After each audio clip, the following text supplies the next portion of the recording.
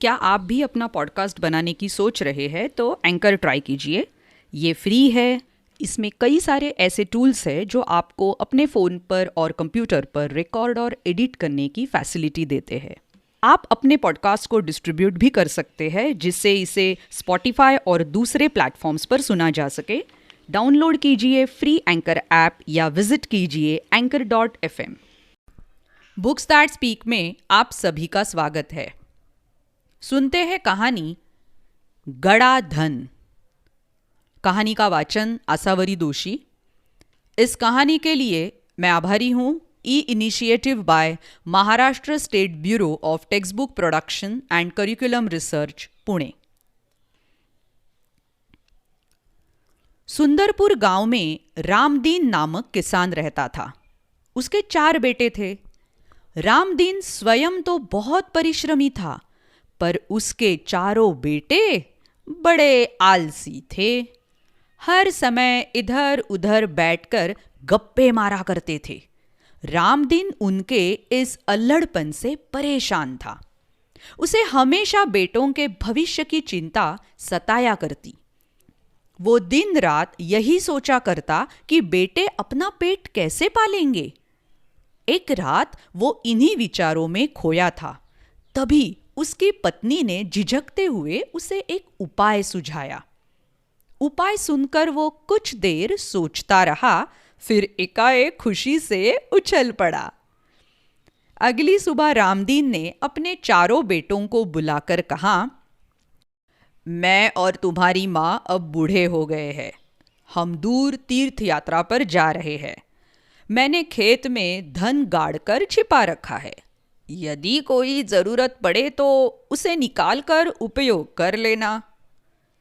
गड़े हुए धन की बात सुनकर बेटे खुश हो गए और उन्होंने अपने पिताजी को खुशी खुशी तीर्थ यात्रा पर जाने के लिए कह दिया। वे मन ही मन खुश हो गए कि अब कुछ दिनों तक पिताजी का बंधन भी उन पर नहीं होगा। रामदीन के जाने के बाद कुछ दिनों तक तो सब कुछ सामान्य चलता रहा, पर उसके बाद पास का धन और घर का धान्य समाप्त होने लगा। अब चारों भाइयों को चिंता हुई। उन्हें अपने पिताजी की कही बात याद आ गई कि जरूरत पड़ने पर खेत में गड़ा धन निकाल लेना। उन्होंने रात के समय खेत की खुदाई का काम आरंभ किया। वे 2-3 रातें खेत को खोदते रहे, पर कहीं भी उन्हें गड़ा हुआ धन नहीं मिला। रात भर के परिश्रम से वे बहुत थक गए थे। जब सुबह बहुत निराश और हताश होकर वे चारों अपने घर लौट रहे थे, तभी रामदीन के परम मित्र हरिनाथ ने पूछा, तुम सब थके हुए क्यों हो? कारण जानने के बाद हरिनाथ ने उन चारों को सलाह देते हुए कहा, तुम लोगों ने खेत तो खोद लिया है, अब उसमें बीज बो दो। चारों भाइयों के उदास चेहरों पर खुशी की लहर दौड़ गई। उन्होंने हरिनाथ के कहे अनुसार ही किया। खेत में नन्हे नन्हे अंकुर निकल आए। उन चारों के मन में उत्साह जाग गया। वे निराई गुड़ाई करने लगे। फसल बहुत अच्छी हुई। हरिनाथ काका को धन्यवाद देकर वे फसल को बाजार में बेचने के लिए ले जाने की तैयारी में जुट गए। उसी समय तीर्थ यात्रा से रामदीन और उसकी पत्नी लौट आए। माता पिता के आते ही बेटों ने उनके चरण स्पर्श किए।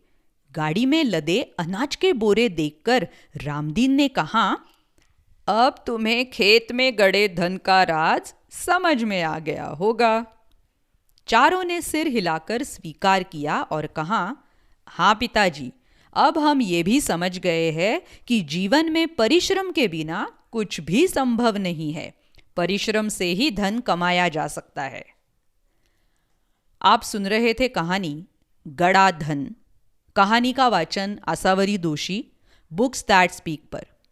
आप अगर बुक्स दैट स्पीक को सपोर्ट करना चाहते हैं तो support.booksthatspeak.com पर ज़रूर आइएगा। धन्यवाद।